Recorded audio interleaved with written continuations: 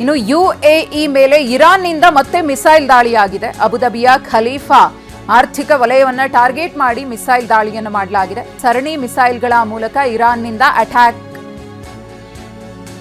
ಯಾರ್ಯಾರು ಇಸ್ರೇಲ್ ಅಥವಾ ಅಮೆರಿಕಾಗೆ ಬೆಂಬಲವನ್ನ ಸೂಚಿಸಿದ್ರೋ ಅವರಿಗೂ ಕೂಡ ಎಚ್ಚರಿಕೆಯ ಸಂದೇಶ ಹೋಗಿದೆ.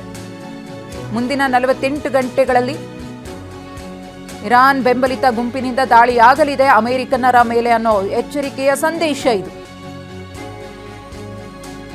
ಇರಾನ್ ಕೇವಲ ದಾಳಿಯನ್ನ ಮಾಡ್ತಾ ಇಲ್ಲ, ಅದರ ದಾಳಿಯ ಭೀಕರತೆ ಹೇಗಿದೆ ಅಂದ್ರೆ ಅವರ ಸೇನಾ ಶಕ್ತಿ ಹೇಗಿದೆ ಅನ್ನೋದು ಸಾಬೀತಾಗ್ತಾ ಇದೆ, ಜಗಜ್ಜಾಹೀರಾಗ್ತಾ ಇದೆ. ಇರಾನ್ ಮಿಸೈಲ್ ದಾಳಿ ಆಗ್ತಾ ಇದ್ದಂತೆ ಸೈರನ್ ಕೂಡ ಮೊಳಗಿದೆ.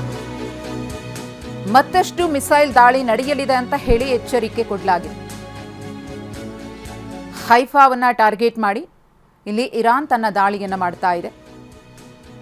ಆರಂಭದಲ್ಲಿ ನಾವು ಗಮನಿಸಿದಂತೆ ಇಸ್ರೇಲ್ ಮುಂಜಾಗ್ರತಾ ದಾಳಿಯನ್ನು ಮಾಡ್ತಾ ಇದ್ದೀವಿ, ಯಾಕಂದರೆ ಇರಾನ್ ನಮ್ಮ ಮೇಲೆ ಅಟ್ಯಾಕ್ ಮಾಡುತ್ತೆ ಅನ್ನೋದ್ರ ಬಗ್ಗೆ ನಮಗೆ ಮಾಹಿತಿ ಇದೆ ಅಂತ ಹೇಳಿತ್ತು.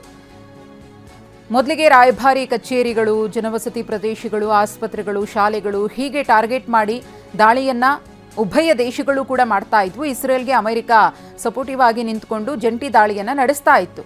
ಆದರೆ ಅದಾದಮೇಲೆ ತೈಲ ಸಂಸ್ಕರಣಾ ಘಟಕಗಳು ಈ ರೀತಿಯಾಗಿ ಇಂಧನ ವಲಯವನ್ನು ಟಾರ್ಗೆಟ್ ಮಾಡಿಕೊಂಡು ಆರ್ಥಿಕ ವಲಯಕ್ಕೆ ಪೆಟ್ಟು ಕೊಡುವಂತಹ ಕೆಲಸವನ್ನು ಎರಡೂ ದೇಶಗಳು ಮಾಡ್ತಾ ಇದ್ದು, ಇದೀಗ ಇಸ್ರೇಲ್ನ ಹೈಫಾ ಮೇಲೆ ಇರಾನ್ನ ದಾಳಿ ಮುಂದುವರೆದಿದೆ.